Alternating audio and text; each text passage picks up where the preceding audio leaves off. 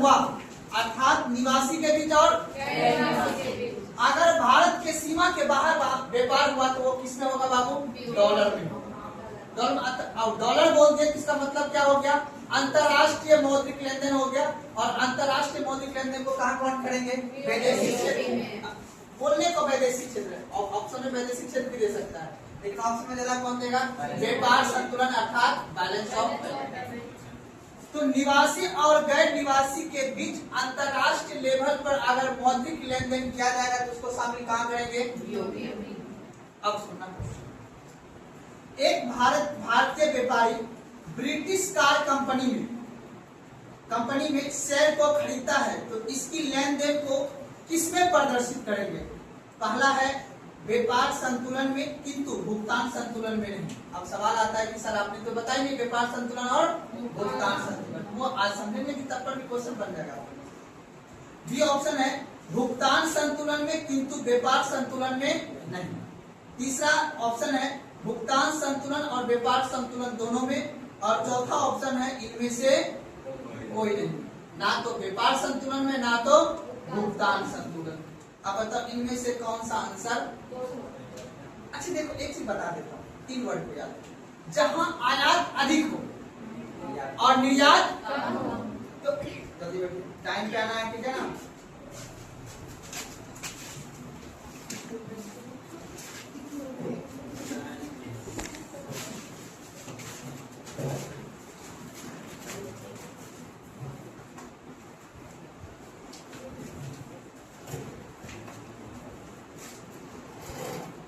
अच्छा एक बात बताना, ध्यान समझना बात को। वैदेशिक क्षेत्र, ठीक है, अब वैदेशिक क्षेत्र में सरकार जो है, ध्यान समझना, सरकार जो वैदेशिक क्षेत्र के अंतर्गत हर वर्ष ये डिसाइड करता है, जैसे आपने बजट में पढ़ा था ना कि मेरा अधिक बजट हुआ या कम बजट हुआ या बजट में घाटा लग गया, अधिशेष बजट हुआ या संतुलन बजट हुआ, पढ़े थे ना?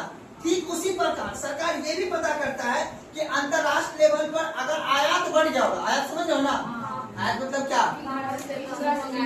हमने दूसरे देश से अगर मैंने ले लिया, क्या सामान अधिक ले लिया और मैंने बेच कम पाया, तो इसका मतलब है कि हमें क्या हो गया? आयात अधिक हो गया और निर्यात कम हुआ, तो इसका मतलब क्या हो गया? हमें क्या लग गया?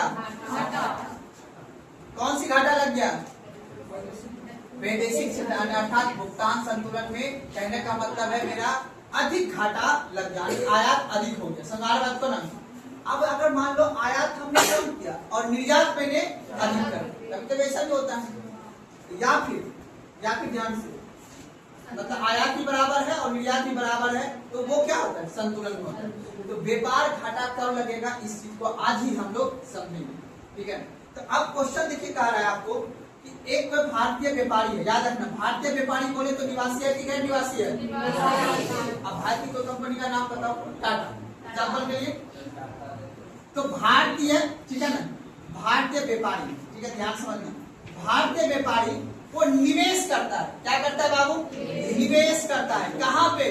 ब्रिटेन में। अब ब्रिटेन का कोई कंपनी, जैसे मान लो एग्जाम्पल के तौर पे दे रहा हूँ, जैसे मान लो BMW है, अब इस कंपनी के अंतर्गत मान लो अब वो निवेश कर रहा है, तो अब इसके बीच जो पैसा का लेन देन हुआ है उसको हम कौन कहाँ करेंगे, ये सवाल पूछ रहा है आपसे। सुनाए बात को ना? तो इसको हम संतुलन कौन कहाँ करेंगे? BOP अर्थात भुगतान संतुलन के अंतर्गत। व्यापार घाटा के अंतर्गत नहीं, व्यापार संतुलन के अंतर्गत नहीं करेंगे। सुनाए बात को ना? व्यापार संतुलन किसी भी देश के सीमा के अंदर होता है। सुनाए बात को ना? सीमा के अंदर मान लो हम और आप व्यापार कर रहे हैं, अर्थात मुद्रा में अगर व्यापार करें, मुद्रा मतलब भारतीय मुद्रा में, तो हम लोग से पता चलेगा राज्य में जो व्यापार होगा, वेस्ट बंगाल में, बिहार में, या बिहार और उत्तर प्रदेश के बीच व्यापार होगा तो व्यापार घाटा लगेगा तो घाटा, या तो अधिशेष होगा तो अधिशेष, या बराबर होगा तो बराबर। लेकिन अगर निवासी और गैर निवासी के बीच व्यापार हो रहा है या किसी देश या अन्य देश के साथ व्यापार हो रहा है तो उसका कौन कहाँ लेखा जोखा करेंगे? भुगतान संतुलन। कहाँ पे करेंगे? यही एग्जाम में आपसे सवाल पूछेगा। एग्जाम्पल के तौर पे आपने बोला, हमने अभी बताया, तो भारतीय व्यापारी है वो ब्रिटिश कंपनी में निवेश कर रहा है, तो उसके निवेश उसके आर्थिक लेनदेन को कहाँ काउंट करेंगे? तो क्या बोलना है? BOP। यह एग्जाम सवाल में आपसे पूछेगा। समझ में आया सवाल कैसे बनता है ना? अब मान लो एग्जाम्पल के तौर पे अनिल अंबानी साहब, नाम सुने हो ना? क्या? अक्षय कुमार, नाम सुना? अक्षय कुमार का नाम। अक्षय कुमार ने जाके ब्रिटेन में क्या खरीद लिया? घर खरीद लिया। क्या खरीदा ब्रिटेन में? घर खरीदा। अब बताओ उसके रुपए अर्थात संपत्ति बनाया उन्होंने, कैसी बना लेंगे? आप आदमी कहाँ का है वो? मान लो आपने तो इंडिया का मान लो उसे, ठीक है ना, लेकिन हुआ है नहीं वो इंडिया का, बड़ा होशियार आदमी है वो, ठीक है ना? कैमरा चालू कर दिया जी, ठीक है ना? तो कहने का मतलब है देखो कितना आदमी, वो उनके पास नागरिकता है कनाडा का, ठीक है ना? वो हमारे देश में उसको हम लोग भाई भाई बोलते हैं ना, सर पे चढ़ा रखा है, नाचने के लिए सर पे चढ़ा रखा मैंने, भगवान मान लो एक्टिंग कर रहा है, वो अपना काम कर रहा है, किसी को भगवान नहीं समझना है, आपसे बढ़ के कोई नहीं है, ठीक है ना?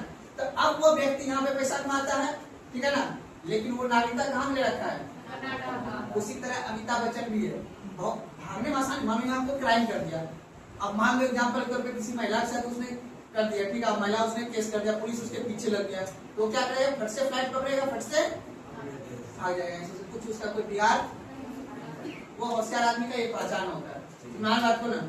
तो कहने का मतलब याद रखना, अगर कोई भारतीय व्यक्ति, भारतीय नागरिक अगर विदेश में कोई संपत्ति को खरीद रहा है तो भी उसके लेन देन को कहाँ काउंट करेंगे?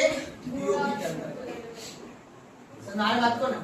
यही सब। अब बताओ वो ऐसा, ध्यान से, अब कोई ऐसा आदमी होगा जो रह रहा है विदेश में लेकिन उसके पापा मम्मी रह रहा है इंडिया में, वो तो हमारे देश का एनआरआई हो गया ना। अब वो कमा रहा है बाहर में, अमेरिका में, और भेज रहा पैसा कहाँ? इंडिया में। तो उसके भी आर्थिक लेन देन को कहाँ काउंट करेंगे? अब इतना से काम नहीं चलेगा। अब बीओपी है दो प्रकार, एक करंट अकाउंट और एक कैपिटल अकाउंट। यहां से सवाल पूछता है कि निम्नलिखित में से कौन सी चीज को करंट अकाउंट में काउंट करेंगे और निम्नलिखित में से कौन सी चीज को कैपिटल अकाउंट में काउंट करेंगे। अब आपको क्वेश्चन को धीरे धीरे करके बढ़ाना। एक मोटा मोटी बात, आर्थिक अंतरराष्ट्रीय लेवल पर आर्थिक मौद्रिक लेन देन कहाँ काउंट करेंगे? बैलेंस ऑफ पेमेंट अर्थात बीओपी। कोई दिक्कत ध्यान से सुने ना, बस मोटा। अब बाबू एक चीज तो आप पढ़े ही हो, राष्ट्रीय में देखना, राष्ट्रीय में आपने पढ़ा दो चीज, एक वस्तु और एक सेवा, पढ़ा के नहीं पढ़ा? तो अब देखना जो बीओपी है ना बाबू आपका भुगतान संतुलन, ठीक है ना। अब भुगतान संतुलन होता है, ये दो प्रकार के होते हैं। एक को बोलते हैं कौन सा बाबू? चालू खाता। एक बैलेंस ऑफ पेमेंट, अर्थात हमें ये निकालना है कि अब देखो साल के अंत में यानी एक वित्तीय वर्ष के अंतर्गत अगर मैंने ज्यादा आयात कर दिया, निर्यात कम कर दिया, तो हमें क्या लग गया? घाटा लग गया। सुनार बात को, वैश्विक घाटा लग गया। हमें जो कि बढ़ाना है, हमारा सरकार ये काम करता है कि निर्यात को हम ज्यादा से ज्यादा क्या कर सके? बढ़ा सके। और निर्यात कैसे बढ़ेगा? जब हमारे यहाँ उत्पादन बढ़ेगा। सुनार बात को, अगर हमारे यहाँ उत्पादन बढ़ेगा तो ऑटोमेटिक क्या होगा? निर्यात यहाँ पे बढ़ जाएगा। याद रखना, एक कौन सा होता है? बैलेंस ऑफ यानी भुगतान संतुलन का चालू खाता, और दूसरा क्या होता है बाबू? पूंजी खाता। पूंजी इसको बोलते हैं हम लोग कैपिटल अकाउंट, और इसको क्या बोलते हैं बाबू? बोलो। Current account. Current account. अब ध्यान समझना, अब इसमें क्या है ना, चालू खाता के अंतर्गत बाबू ये भी दो प्रकार के हो जाते हैं। क्यों? क्योंकि जिसको हम काउंट करेंगे वस्तु और, तो अब ये जो चालू खाता है ना, ये दो प्रकार का, एक को बोलते हैं दृश्य वस्तु, या आपके ऑप्शन में रहेगा मदे, दृश्य मदे, और एक को बोलेंगे अदृश्य मदे। अब हमको एक बात बताओ, अगर अंतरराष्ट्रीय लेवल पे, अर्थात यहाँ देश समझना ध्यान से, ये जो भारत से अगर कोई वस्तु को हम भेजेंगे या मंगाएंगे, आयात निर्यात करेंगे, तो वो कहाँ पे होगा बाबू? अंतरराष्ट्रीय लेवल पे होगा ना, बंदरगाह पे होगा। तो कभी कभी आपके ऑप्शन में बंदरगाह वर्ड भी दे देगा, जिसे याद रखना, जिसे हम छू सके या जिसे हमें दिखाई पड़ सके, यानी विजिबल आइटम्स और इनविजिबल आइटम्स। सुना बात को, यानी वैसा वस्तु जिसे हम स्पर्श कर सकते हैं या देख सकते हैं, उसको हम कहाँ रखेंगे? दृश्य। अर्थात जिस वस्तु को हम बंदरगाह पे रिकॉर्ड कर सकते हैं, लिख सकते हैं कस्टम ऑफिसर के द्वारा, उसे हम कौन सा वस्तु बोलेंगे? दृश्य वस्तु। जैसे भी बता रहे हो। और दृश्य जिसको हम देख नहीं सकते, जिसको हम छू नहीं देख सकते, छू नहीं सकते हैं, ठीक है ना, उसका भी तो आयात निर्यात होता है ना। जैसे सॉफ्टवेयर होता ही ना होता है। मान लो अमेरिका का कोई सॉफ्टवेयर अपने देश में अगर यूज हो रहा है, व्हाट्सएप यूज हो रहा है, फेसबुक यूज हो रहा है, तो वो जब अपने देश में आया होगा तो क्या यहाँ रिकॉर्ड हुआ होगा व्यापार पे? नहीं। वो कौन सा वस्तु हुआ? और जिसको हम देख, अर्थात जो सेवा होगा वो कौन सा वस्तु होगा? और दृश्य। ऐसे भी बोलने को बोल रहा हूँ, ठीक है। लेकिन जो वस्तु होगा वो कौन सा होगा? दृश्य वस्तु। जैसे मान लो कि अगर वहां से कोई एग्जाम्पल के तौर पे कोई इलेक्ट्रॉनिक सामान आया है ना, राफेल हमने मंगाया, विदेश से कोई सामान मंगाया, तो वो दिख रहा, जो दिख गया तो उसका कौन हो गया होगा? अंतरराष्ट्रीय पे। जिसका रिकॉर्ड बाउंड्री पे अर्थात मतलब सीमा पे किया जाए वो कौन सा वस्तु? दृश्य वस्तु। एग्जाम में पूछेगा निम्नलिखित में से कौन सा वस्तु दृश्य वस्तु और निम्नलिखित में से कौन सा वस्तु? और ये दोनों किस भाग के हैं? चालू। चालू खाता अर्थात वस्तु समझ में आ गया? वस्तु और सेवा समझ में आ गया ना? अब आता पूंजी समझ लो ना, पूंजी। इसको भी कौन करते हैं? अब विदेश से हमने अगर उधार लिया, वो कौन सा खाता में रिकॉर्ड किया जाएगा? अगर हमने वस्तु का सिर्फ आयात निर्यात किया तो कौन सा खाता में कौन किया जाएगा? यही मतलब एक तरह से समझ लो, ये अकाउंट है, ये खाता है, इसमें लिखा जाता है अच्छा हमने कितना आयात किया और कितना समझाए बात को। तो अब इसका मतलब है कि आप कौन से खाता में इसको काउंट करेंगे? तो बैलेंस ऑफ पेमेंट अर्थात एक प्रकार का ये अंतरराष्ट्रीय बही है, खाता है।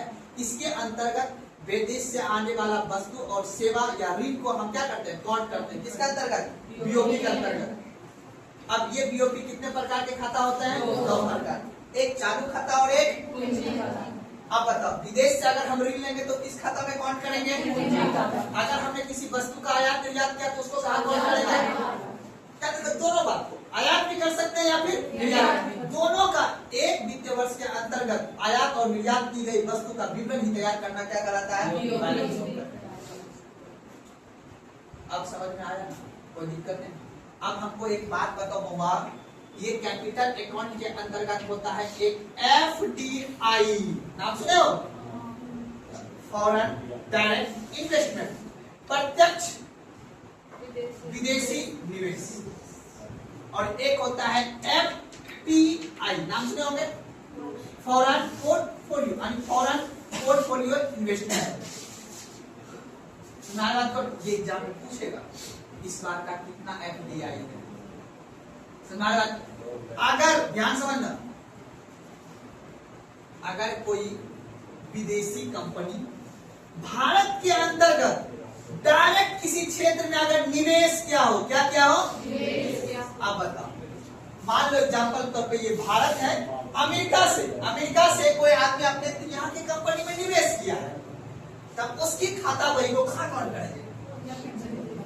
तो अब बताओ अगर उसने डायरेक्ट निवेश किया और किसी कंपनी पे, और कंपनी पे निवेश करके उसी कंपनी पे अपना आधिपत्य भी बना कर रखा है, अपना नियंत्रण करके रखा है, तो उस निवेश को क्या बोलेंगे?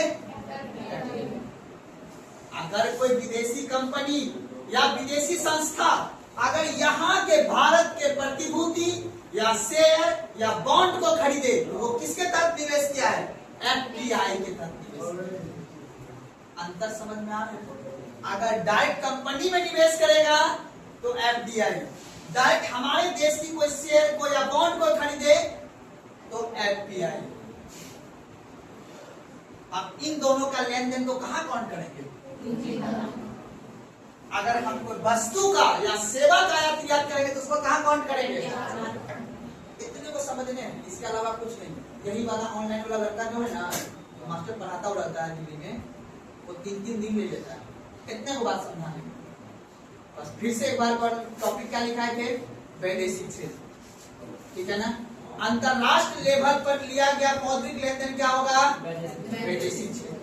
कितना साल के अंतर्गत? 1 और यहाँ से डेबिट क्रेडिट पढ़ाए थे ना, आयात होगा तो क्या होगा? डेबिट, निर्यात होगा तो सुना बात को, इतनी बात को याद रख लेना है। बाकी वो तो समझाने के लिए मैंने बताया था कि डेबिट कब होगा और क्रेडिट कब होगा। अगर हम किसी वस्तु को क्या कर रहे हैं, खरीद रहे हैं, तो हमें क्या करना होगा, डेबिट। आप अभी जाओगे रेस्टोरेंट में खाना खाओगे तो क्या करोगे, डेबिट। आप यहाँ पढ़ रहे हो, आपकी मम्मी पापा पैसा देंगे तो आपके अकाउंट में क्या होगा, बात को ना।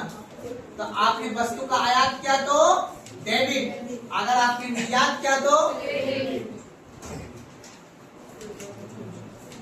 आप बताओ एग्जाम्पल समझो। अगर मान लो अभी मैथ था ना कल जी, हाँ अब हमको ये बता, अगर अब तो सब आदमी अपना कैपिटल वैल्यू बढ़ा लिया ना, कैपिटल वैल्यू समझते हो ना। अगर उसके रील्स को किसी ने देखा, किसान के रील्स को देखा, उसका लाइक बढ़ गया, तो ऑटोमेटिक अब वो किसी वस्तु का अगर प्रचार किया, उसका वैल्यू क्या हो जाएगा। तो डाक में जो मैच हुआ, मैच नहीं था, वो क्या था, इन्वेस्टमेंट। क्या था वो, आईसीआईसी में वो क्या क्या इन्वेस्टमेंट किया, और सब जितना खिलाड़ी, जितना मान लो किसी ने विकेट लिया, इसका वैल्यू क्या हुआ, बढ़ गया, क्योंकि उसका फैन फॉलोइंग बढ़ गया। और फैन फॉलोइंग बढ़ गया तो जैसे वो किसी वस्तु का एडवर्टाइजमेंट करेगा, कंपनी उसको बोलेगा कि आप रड का प्रचार कीजिए, आप सीमेंट का प्रचार कीजिए, आप बोरोप्लस का प्रचार कीजिए, आप जिंक का प्रचार कीजिए, है ना। उसको पता है कि किसान को लड़की ज्यादा पसंद कर रहा है, और उसकी बात को लड़की को बेचेगा तो खरीदने वाला तो ज्यादा भूल जाएगा। ऐसे दुनिया चलता है नहीं यार, इसीलिए याद रख लेना बातों को। इसी तरह मार्केट चलता है, इसीलिए आपको इकोनॉमिक्स समझना है, सुनना बात को ना। चलो अब बोबा पीछे टोपी वाला खड़ा हो जाए, खड़ा जा बोबा। अच्छा ये बताओ, किस खुशी में तुम दोनों बात करते, तुम बोबा खबर वाला दोनों से बात है। अभी जो हमने समझाया, तुम दोनों कौन सा बात, टाइम मेरा चला जाएगा, ठीक है, कोशिश करो दोस्त। चल आइए लिखिए, चलो अगला टॉपिक लिखिए आप लोग। कहाँ तक बताए थे जी, भुगतान संतुलन के प्रकार, या कभी कभी घटक भी लिख सकते हो, घटक भी बोल सकते हो उसको, प्रकार या तो घटक, ऑब्लिक लगा दो घटक।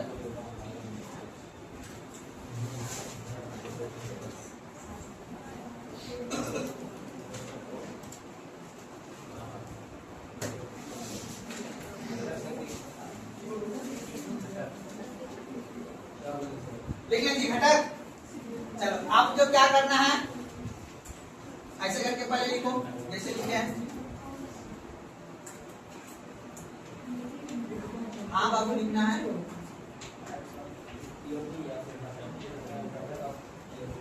गुड्स लिखे हैं, इनविजिबल गुड्स, ब्रैकेट में सर्विस।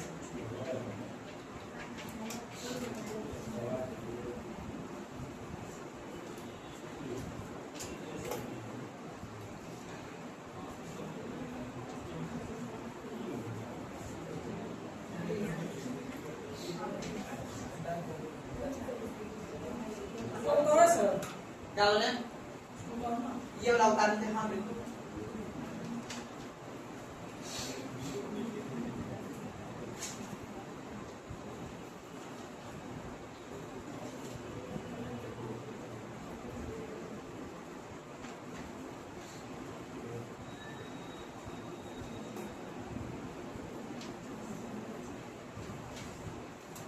देखिए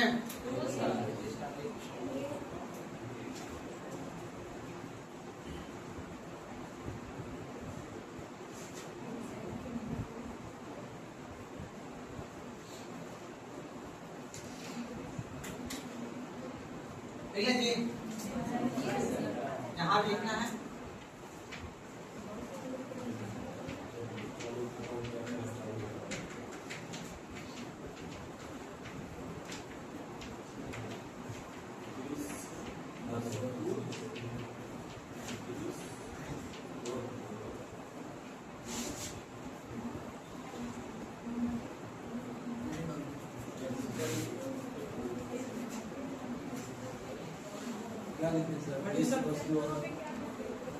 तो आप लिखे हैं, ये वाला इसमें लिखना है सेवा अर्थात इंडिविजुअल गुड्स, उधर में विदेशी निवेश और विदेश से प्राप्त ऋण।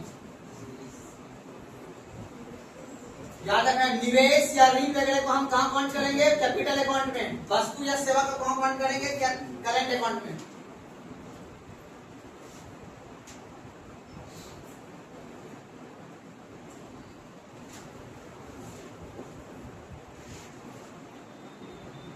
विजिबल क्या है सर? विजिबल गुड्स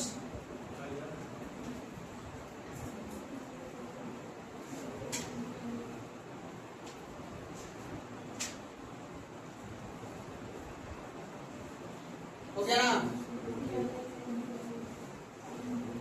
आप बताओ जल्दी जल्दी उतारो, बड़ा टाइम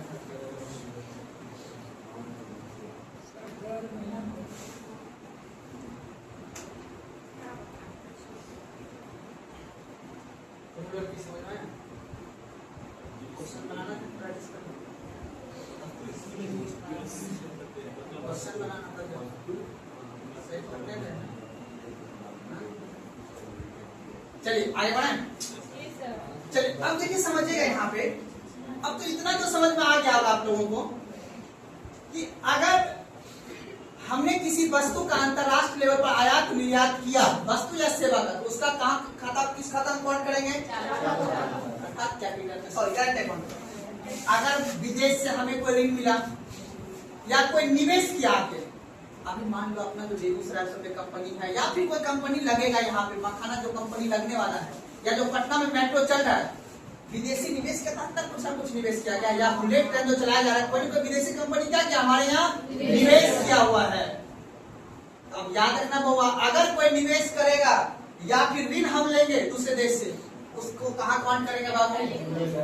आप बताओ, जो हम लोग पूंजीगत प्राप्तियां करते हैं बजट में जो पढ़े थे, उसको कौन सा खाता में कौन करते हैं? कैपिटल अकाउंट अर्थात पूंजीगत खाता में। सुना आया बात, कोई दिक्कत है ना? अब आपको हमको ये देखना है, देखो एग्जाम में जो क्वेश्चन पूछेगा बाबू कि अगर मान लो एग्जांपल के तौर पे कि हमने अगर कोई वस्तु का आयात निर्यात करेंगे, ठीक है ना, वस्तु का, तो वो कौन सा वस्तु होगा? यानी जिसका रिकॉर्ड, ठीक है ना, सीमाएं पर किया जा सके, ठीक है, आयात या निर्यात करते वक्त अगर सीमा पे उसका रिकॉर्ड किया जा सके, वो कौन सा वस्तु कहलाएगा? विजिबल वस्तु, अर्थात भौतिक साक्ष्य जिसका होगा, ठीक है, जिसको हम छू सकते हैं, स्पर्श कर सकते हैं, वो कौन सा वस्तु? विजिबल। और इनविजिबल समझ में आपको, अब जैसे मान लो कि आपने राफेल मंगाया हो, या फिर हमने यहाँ से दवाई का किया हो, या फिर हमने विदेश से गोल्ड हीरा ये सब मंगाते हैं, गोल्ड हीरा मतलब उसके बाद रक्षा का सारा बजट वगैरह मंगाते हैं, ठीक है ना, इलेक्ट्रॉनिक्स उपकरण मंगाते हैं, तो वो सभी जो वस्तु होंगे वो कौन सा होंगे? बस याद रखना, आयात और निर्यात। अब बात करना है कि भैया ये निकालते कैसे, बैलेंस ऑफ पेमेंट निकालते कैसे, समझना बात को ना? तो तीन बात याद रखना है, एक होगा व्यापार अधिशेष, एक होगा व्यापार घाटा, एक होगा व्यापार कैसी चीज होगा? जब आयात कम, याद रखना है ध्यान से,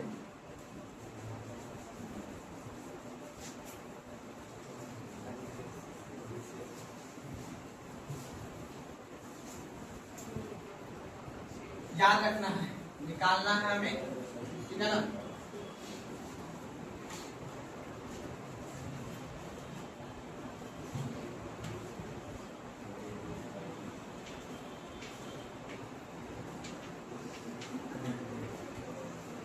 अब अच्छा हमको ये बताइए, करंट अकाउंट के अंतर्गत, ठीक है ना, हम क्या क्या रखेंगे? वस्तु और विदेशी जो निवेश होगा उसको हम कहाँ काउंट करेंगे? कैपिटल। तो हर साल क्या होता है, हर साल के अंत में हम क्या निकालते हैं? बैलेंस। बैलेंस को क्या बोलेंगे? शेष। क्या निकालेंगे? शेष। अब देखो शेष जो निकालेंगे बाबू वो तीन प्रकार से होगा। एक हम क्या होगा? व्यापार अधिशेष।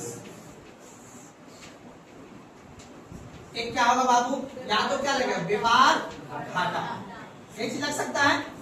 और क्या होगा? या तो व्यापार संतुलन, व्यापार संतुलन।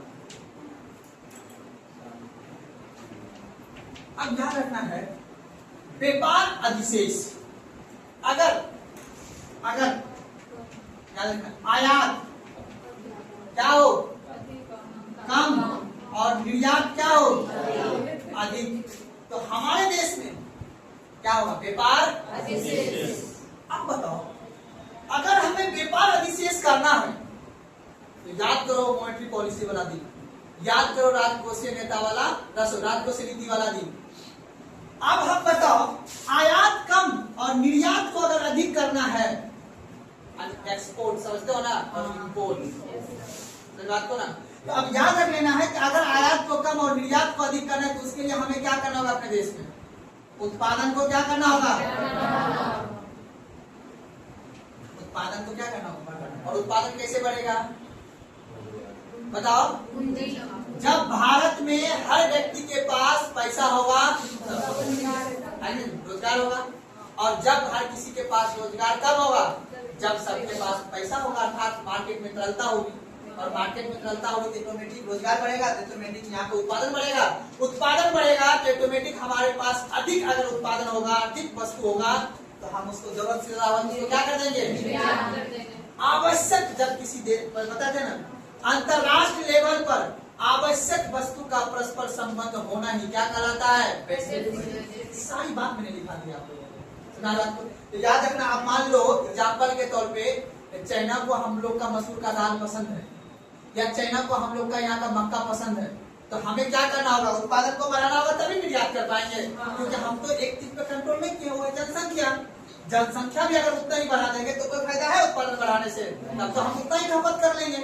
तो इसीलिए हमें उत्पादन बढ़ाने और साथ साथ जनसंख्या को नियंत्रित या तो कम करना होगा, तभी हम निर्यात बढ़ा सकते हैं। तब निर्यात अगर बढ़ेगा तो हमारे यहाँ व्यापार क्या हो जाएगा, अधिशेष, अर्थात व्यापार हमारा बढ़ेगा, तो इससे हमें क्या होगा, डॉलर मिलेगा, तो हम मजबूत होंगे वर्ल्ड लेवल पे, है ना। अब बताओ व्यापार घाटा कब लग जाएगा, जब आपका आयात, याद रखना है, आयात क्या हो जाए, और निर्यात क्या हो जाए, तो आपको क्या लगता है, अर्थात डॉलर क्या हो रहा है, ज्यादा जा रहा है, आज डॉलर नहीं रहा, इस वजह से हमें क्या लग जाएगा, व्यापार। तो हम कह सकते हैं कि हमने जो अमेरिका से या बेसिक लेवल पे जो हमने व्यापार किया, उसमें हमको क्या लग गया, अभी हम लोग वही कंडीशन में, वस्तु में हम ज्यादा हैं, सेवा में हम ठीक ठाक पोजीशन पे हैं, सेवा कभी कभी हम लोग अधिशेष में आ जाते हैं, हमारे बात को ना।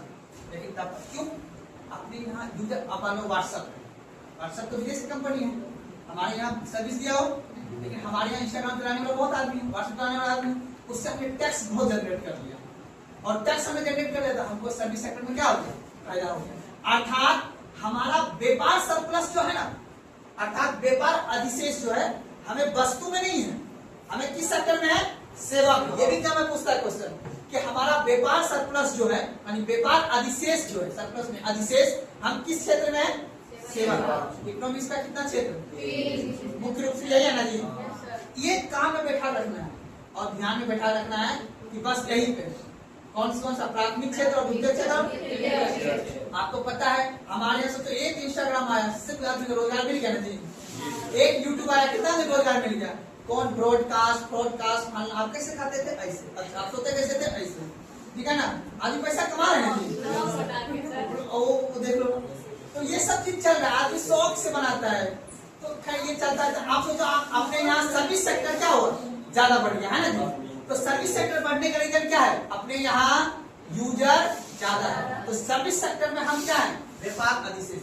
लेकिन वस्तु में बाबू उतना, आज हमारे यहाँ जनसंख्या, हर आदमी मोबाइल से पढ़ रहे हैं, लेकिन क्या मशीन तो खरीद, मैंने दूसरा दिया है, भले पढ़ाने वाला मास्टर अपने यहाँ का है, लेकिन जिस मशीन पे पढ़ रहे हैं, जिस वस्तु पे पढ़ रहे हैं, विजिबल आइटम पे, वो कहाँ का है, भले वो मोबाइल पे पढ़ रहे हो, लेकिन मोबाइल कहाँ का है, हिम्मत है उस मोबाइल का, अर्थात उस वस्तु को अपने यहाँ बनाओ, फिर पढ़ो, तब ना अपना अमीर बनेंगे, पढ़ाएंगे तब ना बनाए।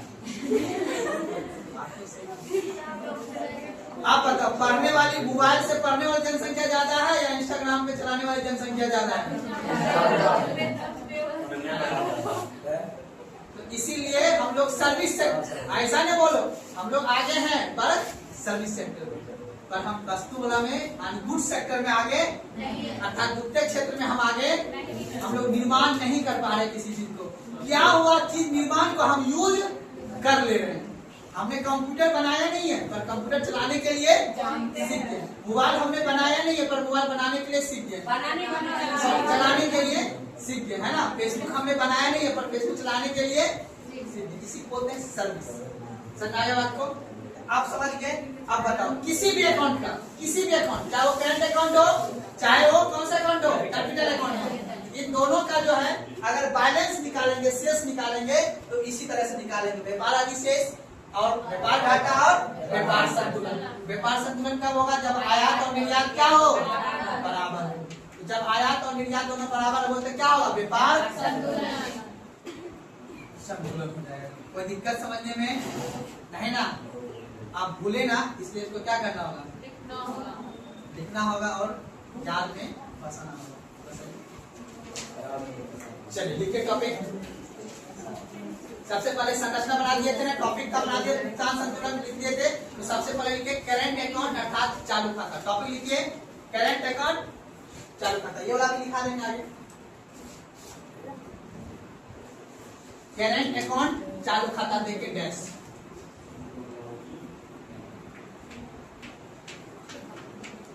करंट अकाउंट अर्थात चालू खाता।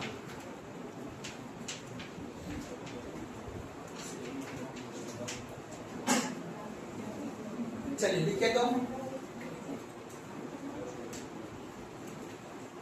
लिखेगा, यह वह खाता है, यह वह खाता है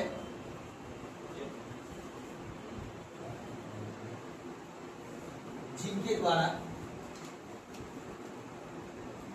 यह वह खाता है जिनके द्वारा एक देश,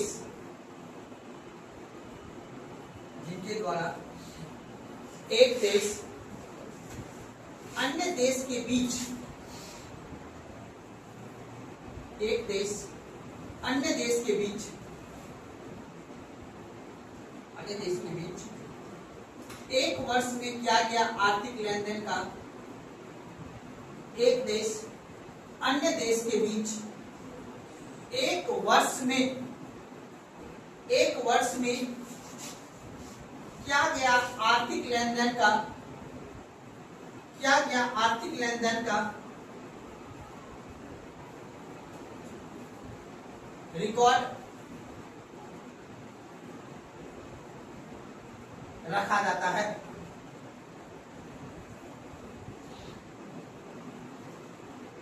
रिकॉर्ड रखा जाता है। आप लिखिएगा, यह खाता या यह अकाउंट जो भी लिख सकते हैं, यह खाता दृश्य एवं अदृश्य वस्तु के,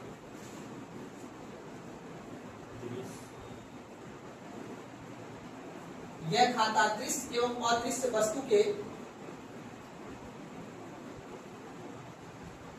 दृश्य एवं अदृश्य वस्तु के आयात निर्यात से संबंधित है। यह खाता दृश्य एवं अदृश्य वस्तु के आयात एवं निर्यात से संबंधित है।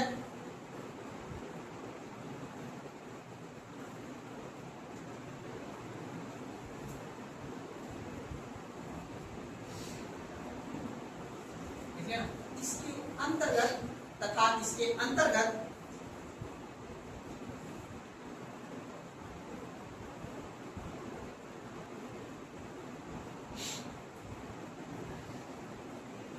वस्तु, सेवा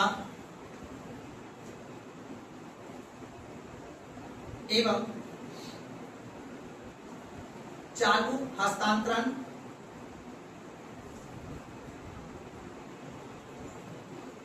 ब्रैकेट एक पक्षीय हस्तांतरण,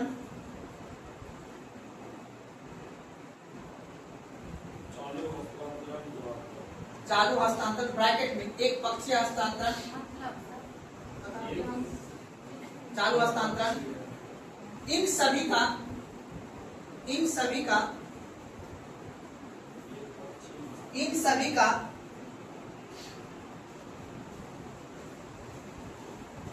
का लेन देन का रिकॉर्ड रखा जाता है।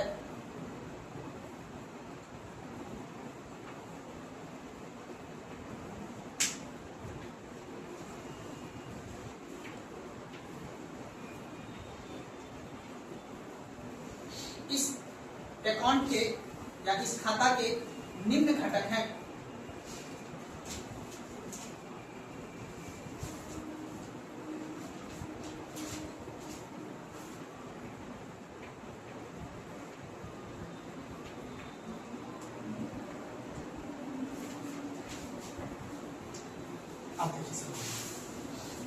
हमने बोला आपको अभी एक टर्म बोला, एक पक्षीय,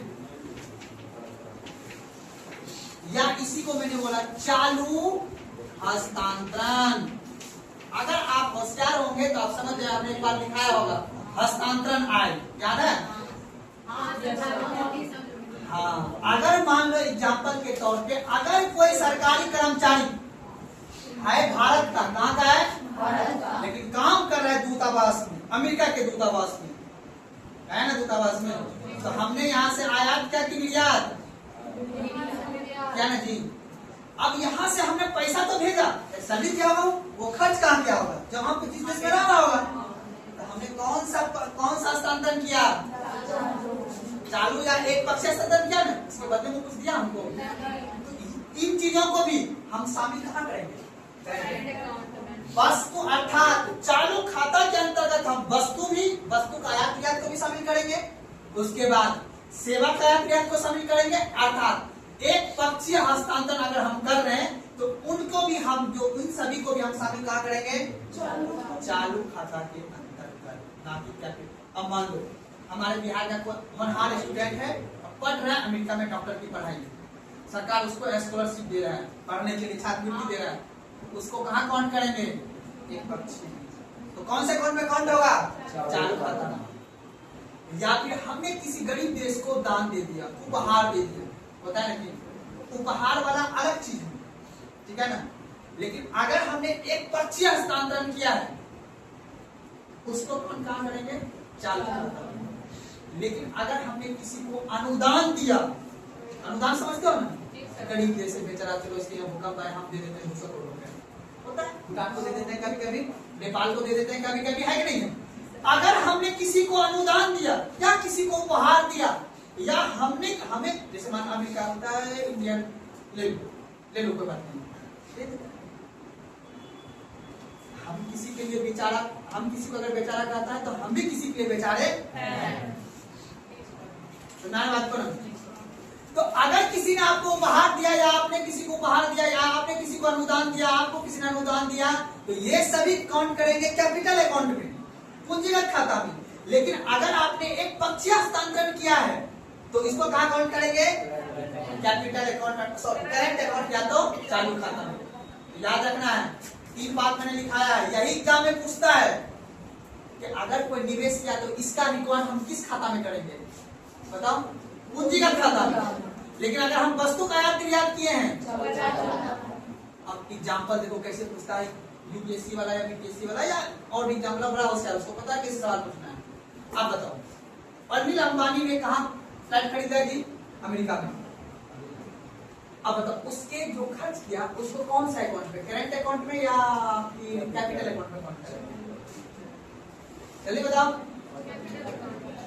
कैपिटल या करेंट में, कैपिटल में काउंट करेंगे। कैसे, हमने वहां पे निवेश किया, संपत्ति बनाया है ना, तो उसको कहाँ काउंट करेंगे, या फिर अनिल अंबानी साहब ने वहां पे या टाटा कंपनी ने जाके विदेश में जाके उन्होंने क्या किया, निवेश किया, उसको कहाँ काउंट करेंगे, कैपिटल बोले तो पूंजी, पूंजी बोले तो पूंजी। अब बताओ उसका नाम सुने हो, बिल गेट्स, नाम सुने हो ना, और उसका एलोन मस्क का नाम सुने हो, वो दोनों बड़ा, वो आया अपने यहाँ, और अपने यहाँ एक एप्पल, नाम सुने, एप्पल कंपनी, उन्होंने यहाँ पे मैन्युफैक्चरिंग किया। या फिर टेस्ला कंपनी, नाम सुने हो ना, टेस्ला कंपनी, वो दोनों अपने यहाँ के क्या किया, निवेश किया। तो इनके जो खाता भाई जो काउंट करेंगे, इनके रुपया कौन सा अकाउंट में काउंट करेंगे, कैपिटल अकाउंट, कौन सा, वही पूंजीगत खाता। आप मेरी बात समझ में आ रहा है ना। तो याद रखना, यही एग्जाम्पल, यही आपके एग्जाम्पल सवाल में पूछेगा। अगर कोई विदेशी कंपनी भारत में आके निवेश कर रहा है तो उसकी खाता कहाँ, उसके रुपए को कहाँ काउंट करेंगे, पूंजीगत खाता में कौन लिख देंगे, हाँ भैया हमने पूंजी लिया।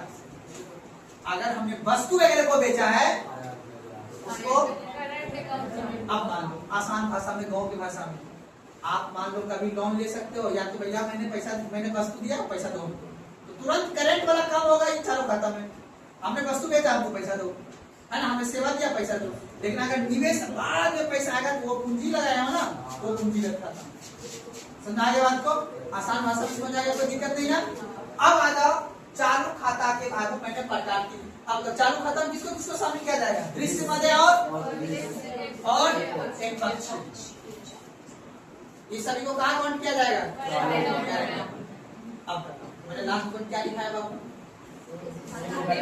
इस खाता के 3 घटक, कितने घटक हुए? एक करके लिख देना, क्या कर सकती मजबूरी है ना। पहले लिखे दृश्य खाता, सॉरी दृश्य वस्तु या दृश्य मध्य।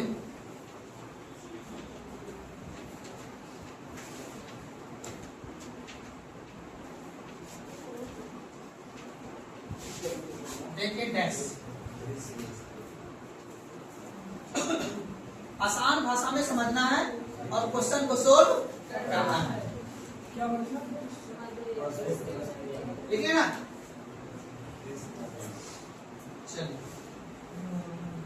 अच्छा कभी कभी बेवकूफ बनाने के लिए है ना, बीपीएससी और अदर राज्य वाला क्या करता है, वो आपको बेवकूफ बना देता है। दृश्य मध्य के नहीं, अब बताओ इसमें हम याद रखना, इसमें अब बताओ क्या वस्तु है सेवा? इसमें मतलब तो समझदार हुई, यहाँ कोई दिक्कत नहीं। अब बताओ, बोलेगा कि दृश्य मध्य के अंतर्गत वस्तु को शामिल करते हैं या सेवा को? वस्तु। और दृश्य मध्य के अंतर्गत वस्तु या सेवा? और जो दिखता नहीं हो, ठीक है ना, सिर्फ दिखता हो, वो क्या होगा? सेवा से, ठीक है ना। तो अब याद रखना है दृश्य मध्य के अंतर्गत किसको बोलते हैं हम लोग? वस्तु का व्यापार। क्या बोलते हैं इसको? वस्तु का व्यापार। इसका दूसरा नाम क्या है? वस्तु। इसको क्या बोलेंगे? दूसरा नाम सेवा का व्यापार। अब देखो ऑब्जेक्टिव टर्म में बाबू पूछ लेता है, क्या कर सकते हैं, भाषा में नहीं उलझना है, ठीक है ना।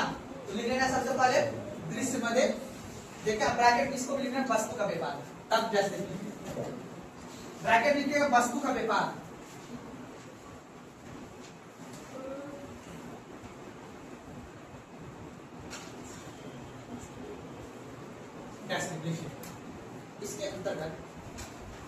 इसके अंतर्गत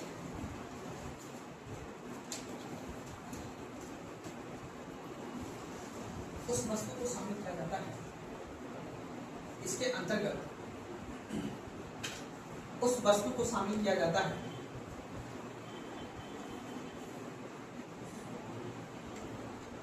जिसका भौतिक साक्ष्य होता है। इसके अंतर्गत उस वस्तु को शामिल किया जाता है जिसका भौतिक साक्ष्य होता है, अर्थात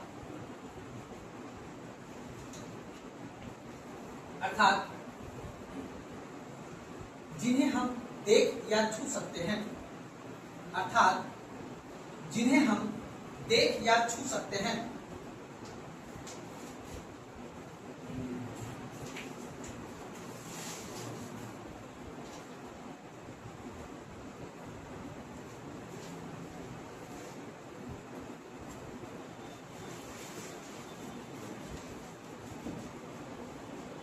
आप बताओ, भारत देश ने रूस से मंगाया कच्चा तेल, वो चालू खत्म होगा या पूंजीगत खत्म होगा? क्या? क्योंकि आप बताओ, ये विजिबल आइटम होगा या इनविजिबल होगा? अमेरिका से हमने मंगाया, अमेरिका को हमने दिया दवाई, तो आप बताओ वो विजिबल आइटम है या इनविजिबल? अमेरिका ने दिया हमको माइक्रोसॉफ्ट, विजिबल है इनविजिबल? और यही पूछेगा एग्जाम में, इसके अलावा कुछ नहीं पूछता। मैंने सारे क्वेश्चन को लिख के मैंने सारा एक्सप्रेशन तैयार करके मैंने आपको बस भाषा में लिखा है ताकि आपको एकदम पता लगे। कोई दिक्कत है ना? आप बताओ, एक टर्म लिखना है मर्चेंटाइल।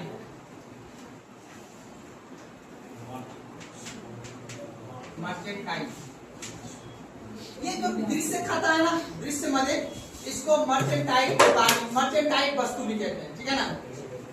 मर्चेंटाइल किसको सर? ये विजिबल वस्तु को, ठीक है ना। लिख लीजिएगा लास्ट में, इसे इसे सर इसे इसे यानी दृश्य में जो लिखा है इसे अलग पॉइंट दे उसको। हाँ हाँ इसे मर्चेंटाइज वस्तु कहते हैं। इसे यहाँ पर लिखा हुआ मर्चेंटाइज वस्तु कहते हैं।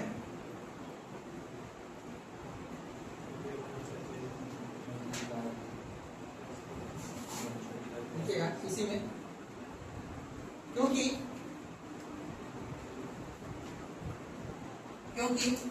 इस वस्तु के आयात निर्यात करते समय, क्योंकि इस वस्तु का आयात निर्यात करते समय बंदरगाह पर क्योंकि इस वस्तु का आयात निर्यात करते समय बंदरगाह पर रिकॉर्ड किया जाता है या विवरण तैयार किया जाता है, रिकॉर्ड किया जाता है।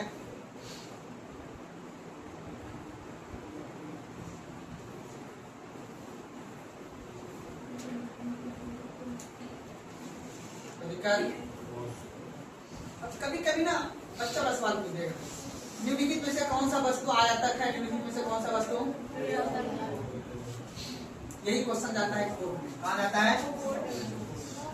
जब तक वो क्वेश्चन पूछा था तब तक हम वो वस्तु करते आयातक, लेकिन कुछ समय के बाद हम क्या हो गए, जैसे इंजीनियरिंग गुड्स, जो हमारे यहाँ छोटे छोटे गाड़ी का या पार्ट पूछा होता है इंजीनियरिंग गुड्स का, लेथ मशीन वगैरह का, वो कभी कभी हम खरीद लेते हैं पार्ट पूछा, और कभी कभी हमें अगर हमारे यहाँ बनी है तो हम उसको क्या कर देते हैं, निर्यात कर देते हैं।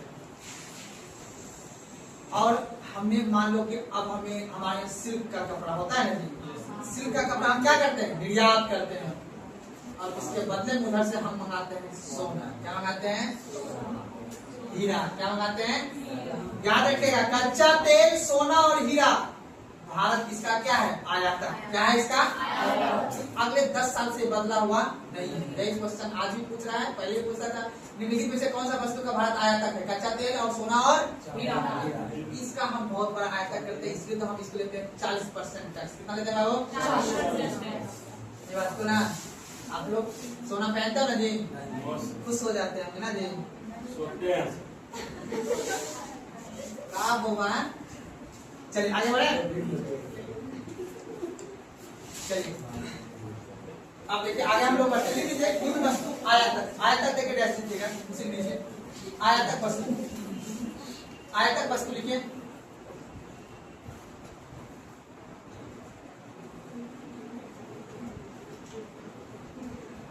देखिए आयातक वस्तु में कच्चा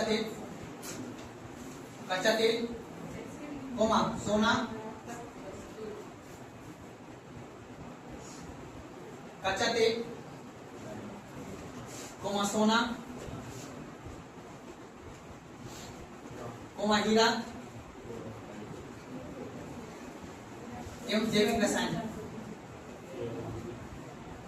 देखिए ना, कच्चा तेल, कोमा सोना, कोमा हीरा एवं जैविक रसायन, ये क्या है, आयातक वस्तु। आयात करते हैं, क्या करते हैं, उसका निर्यातक वस्तु। एग्जाम्पल है ये निर्यातक वस्तु। दवाई, कपड़ा, बासमती चावल, चाय, कॉफी। दवाई, कपड़ा, बासमती चावल, चाय, कॉफी, मसाला।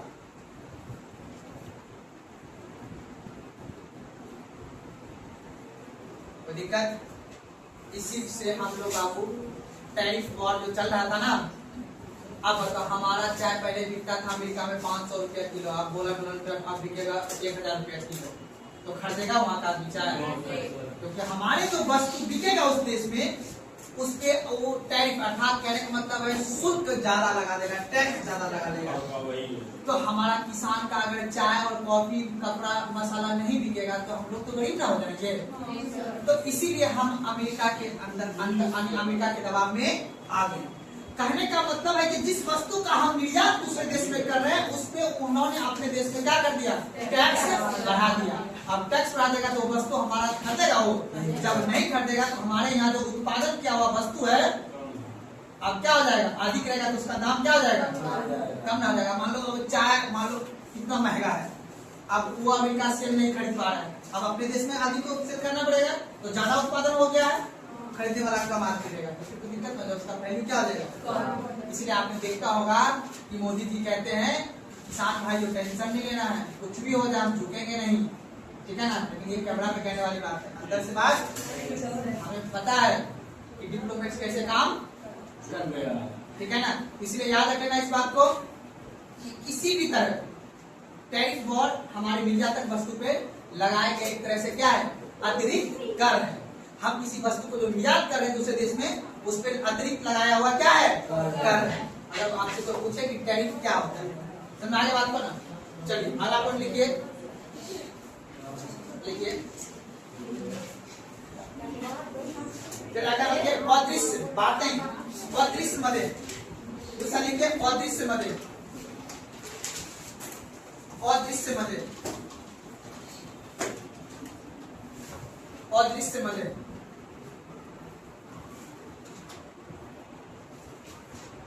ब्रैकेट लिखिएगा सेवा व्यापार,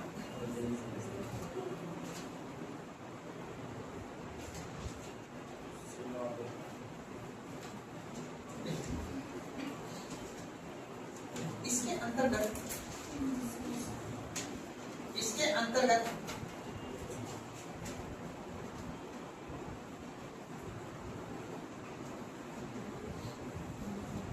उस वस्तु को शामिल किया जाता है, इसके अंतर्गत उस वस्तु को शामिल किया जाता है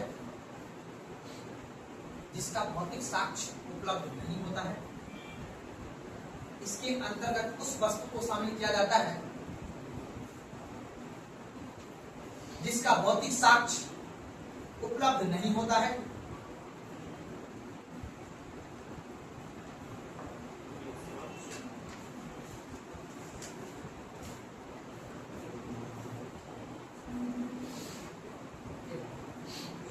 अर्थात जिस सेवा का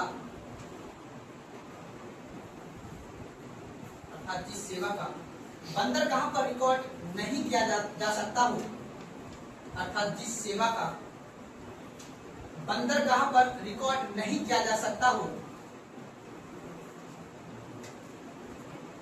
नहीं किया जा सकता हो, उसे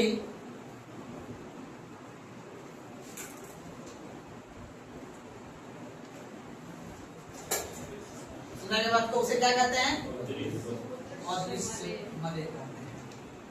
क्या अदृश्य वस्तु, जैसे सॉफ्टवेयर, जैसे सॉफ्टवेयर कोमा बैंकिंग कोमा पर्यटन, ठीक है ना। पर्यटन समझ रहे हो ना। हम मान लो कि विदेश से आया अपने यहाँ घूमने के लिए, आया जी, अब वो क्या खरीदेगा हमको पता थोड़ी ना है ना। तो अब मान लो खरीद लिया आकर मैसूर में, अब उसको अंतरराष्ट्रीय बाउंड्री पे उसको रिकॉर्ड में आया है, तो वो कौन सा वस्तु हो जाएगा। अर्थात अब याद रखना, जिस वस्तु का भौतिक साक्ष्य उपलब्ध रहेगा वही दृश्य हमारे यहाँ आके घुमा फिरा, या आपने हमें सेवा दिया, उसको रेस्टोरेंट में आके खाना वाना किया, तो वो कौन सा होगा, अदृश्य।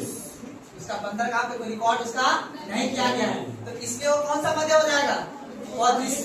अर्थात कौन सा क्षेत्र हो जाएगा, आप बताओ। परिवहन कोमा देखिए, परिवहन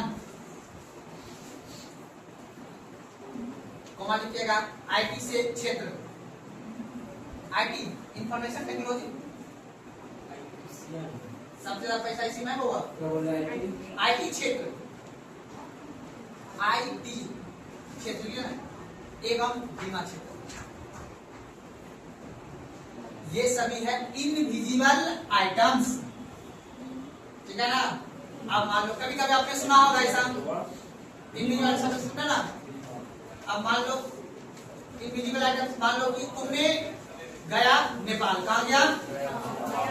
आपने वहां से उस शूटर को हायर किया, आओ यहाँ पे एक आदमी को मारना है, आपने उसको क्या दिया? पैसा दिया। अब दिया ना जी पैसा, आपको वो क्या दिया? सेवा दिया। अब उसको रिकॉर्ड वो दिखा, आया वो काम करके अपना, या फिर आपने लाया नेपाल से डांसर, क्या लाया जी? वो अपने यहाँ क्या दिया? सेवा। क्या दिया? आपको कौन सा है? अदृश्य आइटम। क्या है बाबू?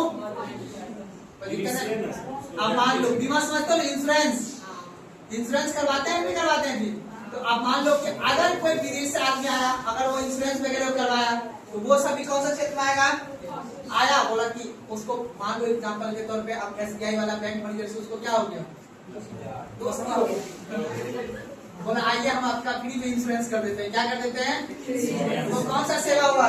अदृश्य मध्य। कौन सा हुआ? तो याद रखिएगा अदृश्य में सॉफ्टवेयर, समझ गए बात को। और उसके बाद क्या हुआ आपका? बैंकिंग हो गया। उसके बाद क्या? पर्यटन हो गया, परिवहन हो गया और IT से। IT मतलब इंफॉर्मेशन। आओ हम आपको बताते हैं कि कहाँ से आतंकवादी घुसता है ना, या फिर बताते हैं कि आइए हम मोदी जी कहाँ रहते हैं। तो अर्थात आपने किसी बात को पैसा होता नहीं, हम बस एक सूचना दे दो, फलना आदमी का हम तुमको 5 करोड़ रुपया देंगे, होता नहीं होता है जी? तो इंफॉर्मेशन क्षेत्र की बताओ, दिखा तो बात नहीं, उसका याद वो कौन सा मध्य होगा? अदृश्य। कौन सा होगा जी? अदृश्य। याद रखना, जो वस्तु ना दिखे और जिसका कोई भौतिक साक्ष्य नहीं हो, तो वो कौन सा होगा? अदृश्य। जिसका भौतिक साक्ष्य होगा वो दृश्य। अब ये दोनों अर्थात वस्तु और सेवा का आयात निर्यात का कौन सा अकाउंट में? अब ऋण वगैरह कौन सा अकाउंट में? पूंजी। कोई दिक्कत समझ? चलिए आगे लिखिएगा, अगला पॉइंट इसी में। अदृश्य खाता के निम्न, अदृश्य मदे के, अदृश्य मदे के, अदृश्य मदे, अदृश्य खाता लिखेगा। अदृश्य खाता के निम्न घटक होते हैं। अदृश्य खाता के निम्न घटक होते हैं। इसी में लास्ट पॉइंट में अदृश्य जैसे लिखे थे, दृश्य खाते के मध्य, सॉरी निम्न घटक, अदृश्य खाता के निम्न घटक होते हैं।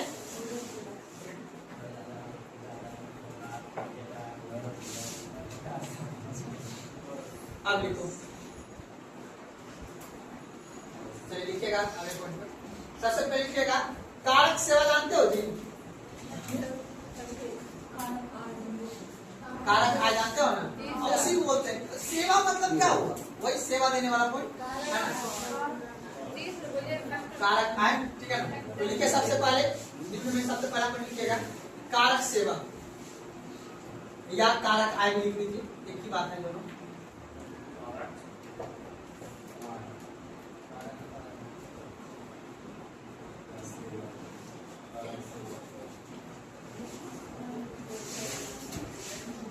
अब अगर मान लो एग्जाम्पल के तौर पे हमने विदेश से कोई ऋण लिया, या फिर हमने विदेश को कोई ऋण लिया, उससे अगर हमें कोई प्रॉफिट हुआ, ब्याज मिला, ये कौन सा आय हुआ? कारक आय क्यों हुआ जी? बोलो ना जी, द्विपक्षीय नहीं हुआ जी? तो अब ये दिखा किसी को? नहीं दिखाना जी। पूंजी कैसे होगा? नहीं दिखा तो कौन से मदे हो जाएगा? याद रखना है, कारक आय से अर्थात कारक सेवा से दिया हुआ प्राप्त इनकम जो होगा वो कौन सा मदे होगा? या गैर कारक से भी प्राप्त जो इनकमें होंगे उसको कहाँ रिकॉर्ड किया जाएगा? कौन सा खाता? अदृश्य। समझ में आया मेरी बात? चालू खाता पढ़ रहे हो आप लोग? चालू खाता में आप एक पढ़ रहे हो विजिबल आइटम्स और एक इनविजिबल आइटम। अब मान लो कि हमने एग्जाम्पल के तौर पे चालू खाता में मान लो एग्जाम्पल के हमने, जैसे आपने देखा होगा कि आपने विदेश से जो वस्तु को प्राप्त किया या हमने जो प्राप्त किया, उस हिसाब से हमें ये देखना है कि बाबू ये विजिबल है या इनविजिबल है। समझ में आपको? बाकी चालू खाता और पूंजीगत खाता में तो अंतर समझ ही रहे बात को, है ना? अब विजिबल और इनविजिबल को समझना है, यानी कौन सा वस्तु दिख रहा है और कौन सा वस्तु दिख नहीं रहा है। इस चीज को समझना, सुनार बात को ना। चलिए लिखिएगा, लिखिएगा कारक सेवा में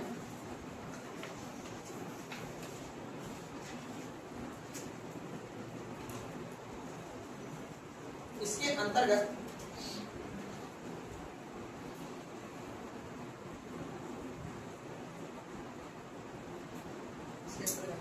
विदेश से प्राप्त होने वाली, इसके अंतर्गत विदेश से प्राप्त होने वाली या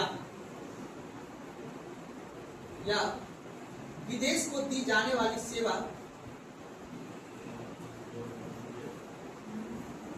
इसके अंतर्गत विदेश से प्राप्त होने वाली या विदेश को दी जाने वाली सेवा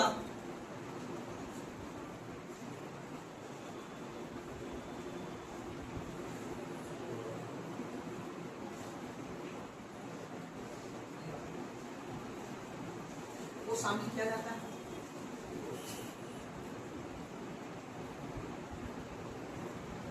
अब बताओ कौन सी सेवा को शामिल करें, कौन सी सेवा हम देते हैं या तो कौन सी सेवा लेते हैं? बता सकते हो कोई आदमी? हमारे यहाँ का मजदूर अगर अमेरिका में काम करेगा दोनों क्या आएगा ना जी दिखा, वो तो अपना आग मम्मी न दिया या अपना कन्या न देगा, वो दिखेगा। कौन सा है, कौन वो सेवा ना हुआ जी।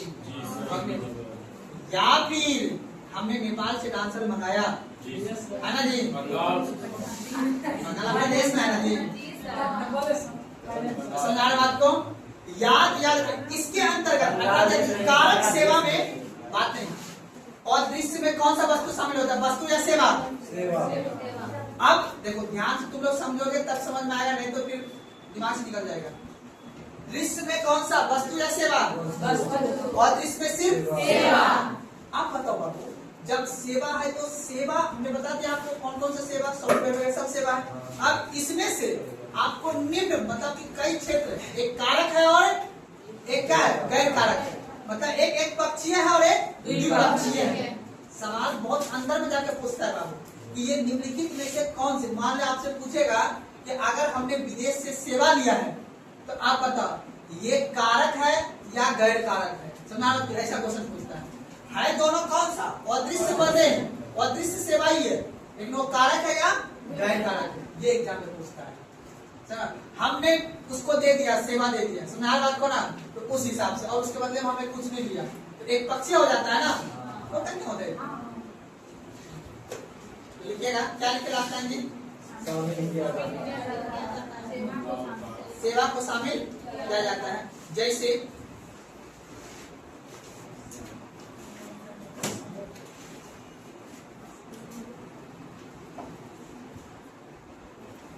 विदेश में किए गए निवेश से, विदेश में किए गए निवेश से, विदेश में किए गए निवेश से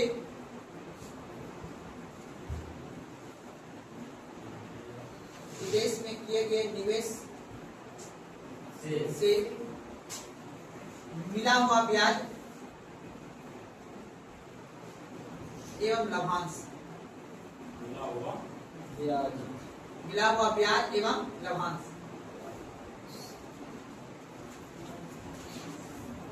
उसी में दूसरा पॉइंट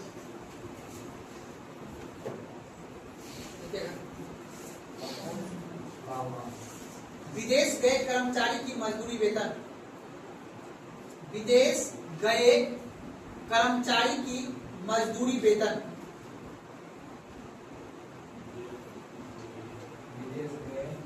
विदेश गए कर्मचारी की मजदूरी वेतन।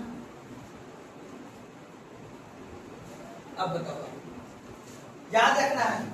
और दृश्य के अंतर्गत पहला कौन सा होगा बाबू, कारक सेवा। कारक सेवा हम क्या क्या शामिल करेंगे? पहला, अगर हमने किसी वस्तु का सेवा लिया हो या फिर किसी का सेवा लिया हो, इन दोनों को शामिल कहाँ करेंगे? आप बताओ, अगर मान लो हमने भविष्य में निवेश किया था, कहीं पे पैसा दिया था, उससे हमको क्या आया? ब्याज आया, ब्याज आया, प्रॉफिट हुआ, वो क्या हुआ? अदृश्य है, उसको कहाँ काउंट करेंगे? या फिर हमारे देश का कोई कर्मचारी है और काम कहाँ कर रहा है? विदेश में।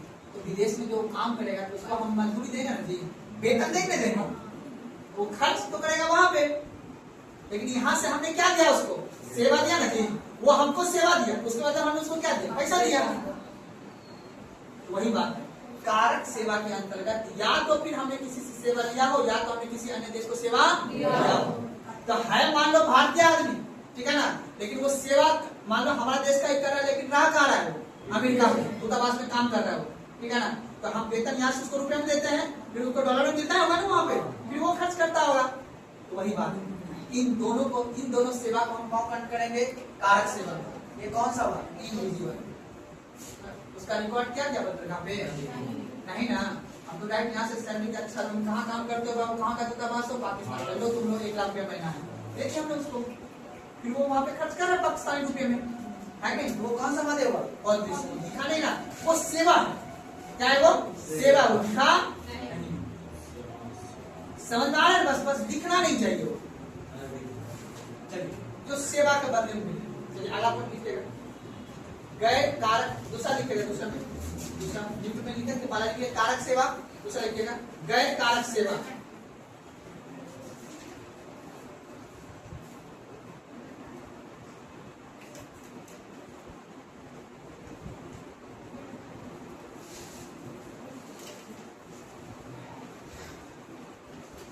गैर कारक आप गैर कारक सेवा मतलब समझे?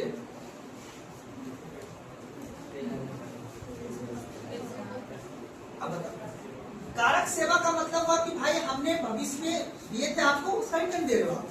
आपने हमको सेवा दिया, उसके बदले हमने आपको आय दिया है। गैर कारक का मतलब होता है कि भाई साहब, आप एग्जाम्पल के तौर पे हम दोनों के बीच सिर्फ सेवा का और सेवा का मतलब हुआ कि बैंकिंग क्षेत्र में अगर कोई काम कर रहे हो, या फिर है ना कि एग्जाम्पल के तौर पे आप मेरे यहाँ घूमने आए, आपने खर्च किया, है ना, आपने खर्च किया, यहाँ पे आपने किसी वस्तु को खरीदा, ठीक है, उसके बदले में आपने मुझे पैसा दिया है, समझना बात को ना। वो कौन सा हो जाएगा? गैर कारक सेवा। क्या हो जाएगा? गैर कारक सेवा। लिखिएगा, इसमें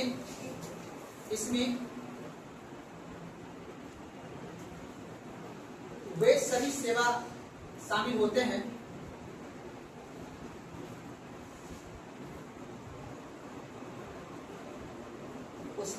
इसमें वह सभी सेवा शामिल होते हैं जो भौतिक रूप में दिखाई नहीं देते हैं।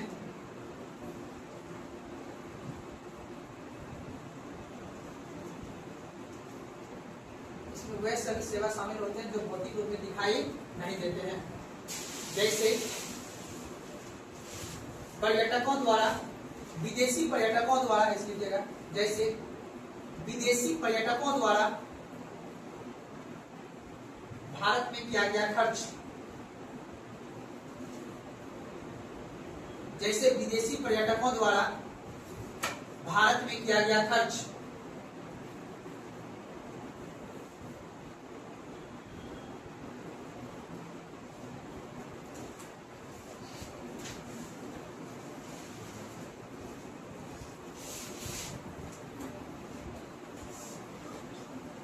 कोई दिक्कत? सुनाए बात को ना। अगर लिखिएगा एक पक्षीय हस्तांतरण, एक पक्षीय हस्तांतरण।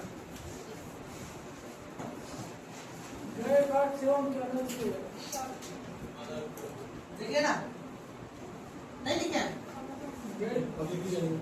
नहीं समझ में आया? देखो, ये सभी सेवा, कारक सेवा, ठीक है ना, आप इतना समझ में आया? इसके अंतर्गत वस्तु स्थिति के अंतर्गत सेवा। अब ये और कृषि सेवा जो है ना, ये 3 प्रकार की, एक कारक सेवा और एक गैर कारक सेवा और एक पक्षीय सेवा।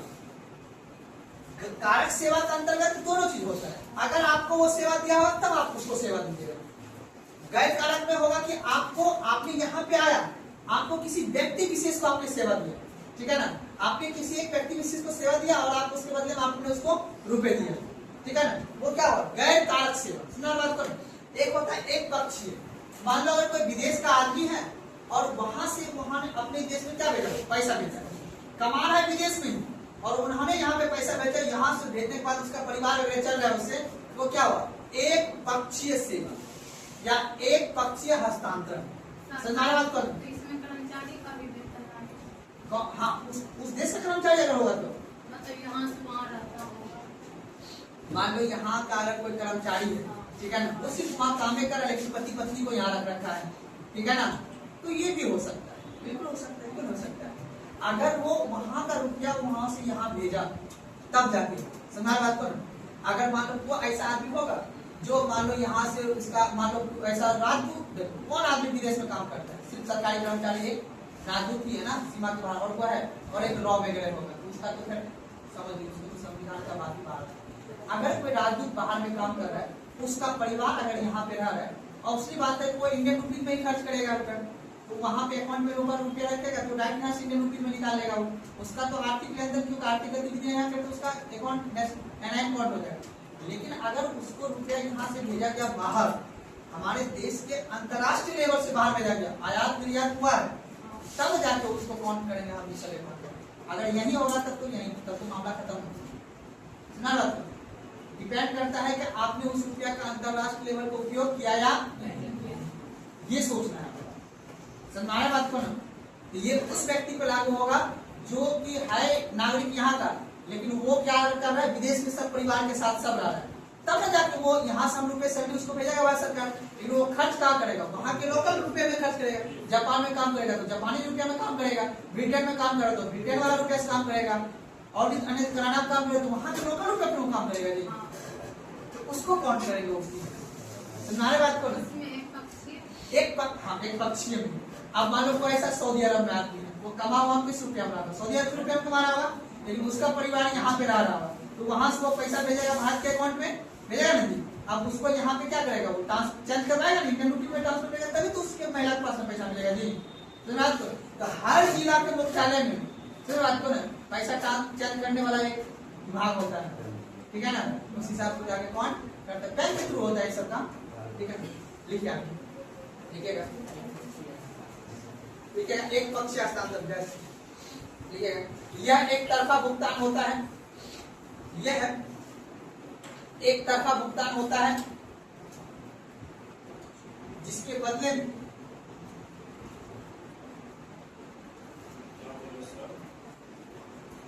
यह एक तरफा भुगतान होता है जिसके बदले में कोई सेवा या वस्तु प्राप्त नहीं की जाती है, जिसके बदले में कोई सेवा या वस्तु प्राप्त नहीं दी जाती है।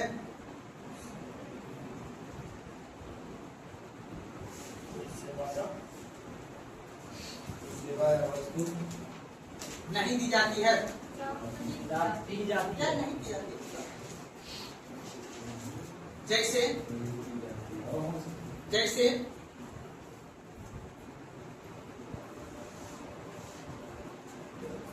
विदेश में रहने वाला प्रवासी,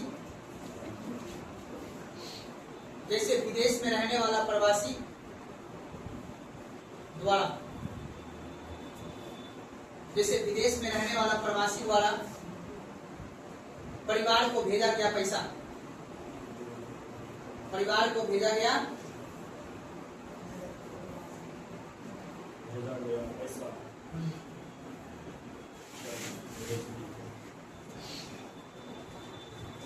कोई दिक्कत समझने में नहीं ना।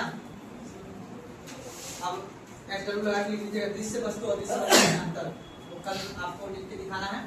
और टॉपिक लिखिए कैपिटल अकाउंट। बना का है, हाँ, तुमको नहीं ना आएगा,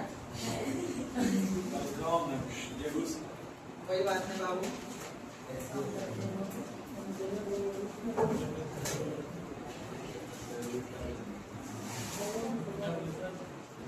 दृश्य वस्तु और दृश्य वस्तु में अंतर, और टॉपिक लिखे कैपिटल अकाउंट, वो पढ़ लेंगे तब। क्वेश्चन क्या होगा सर? क्वेश्चन लिखिएगा दृश्य वस्तु और दृश्य वस्तु में अंतर लिख के आना है कल, ठीक है। यानी विजिबल आइटम और इनविजिबल आइटम में डिफरेंस। और टॉपिक लिखिए आप लोग कैपिटल अकाउंट अर्थात पूंजी खाता।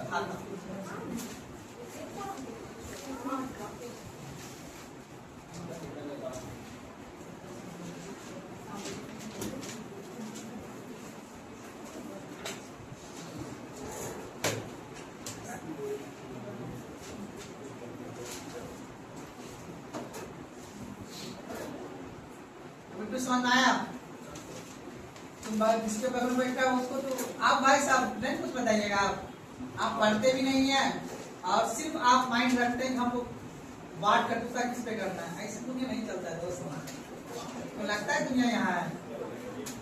इस टैलेंट को जो है ना, इस टैलेंट को आदमी वैल्यू नहीं देता है। वो टैलेंट को, उस पूंजी को डेवलप कीजिए या उस चेतना को डेवलप कीजिए जहाँ बाबू विकसित होगा। समझा?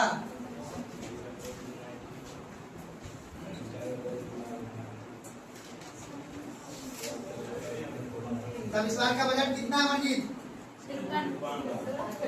कितना? ये तो सबको जितना भी पेपर दे देखो, जब भी तुम्हें लगे ना कि हम ज्यादा जान रहे तो बस इस चीज से तुलना करना है कि दूसरा को हमसे ज्यादा जान रहा है तो आप सोचो 53,47,000 ये दोनों पॉइंट सबको याद रहेगा।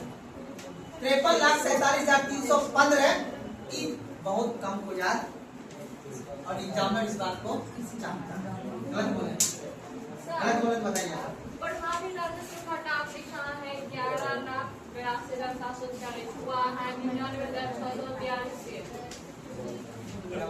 आप लिखा है प्रभावी राजस्व घाटा 11,82,740 करोड़ अब हुआ है 99,642 करोड़।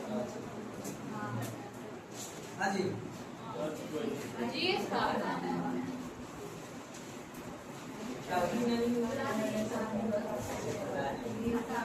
अच्छा, डाटा गलत लिखा गया है। दो तीन को डाटा गलत है। कौन कौन डाटा गलत हो गया? एक और बताते हैं। अच्छा, एक दिन जो है ना बजट जो है ना, फिर से बजट एक ऐसा टॉपिक है ना कि इंटरनेट पे भी डाटा अलग अलग दिखाया जाता है। और प्राथमिक घाटा आप लिखा है। प्राथमिक घाटा भी गलत है। Yes, sir. अगर गलत लिखा होगा तो कोचिंग वालों को हम मारेंगे। उसी का जी, डाटा sir, लिखा है। गलत है। कौन है? आप ही बताएं। अब तो आप ही को बोलेंगे। हाँ, अच्छा खैर कोई बात नहीं, उसको कर लेंगे। ठीक ठीक है डाटा पे बात। लेकिन 53,47,315 सही है। वो सब सही है ना। राजस्व घाटा राजस्व से घटा पड़े बस एक दिन ज्यादा है। एक दिन कोई करंट का मैगजीन लाएंगे उससे अध्ययन कर लेंगे। चलिए, और पढ़ने का मन है ना? अभी अकेले ना जी, पानी वानी पी लीजिए, उसके बाद खत्म करके जाना है। क्या रे?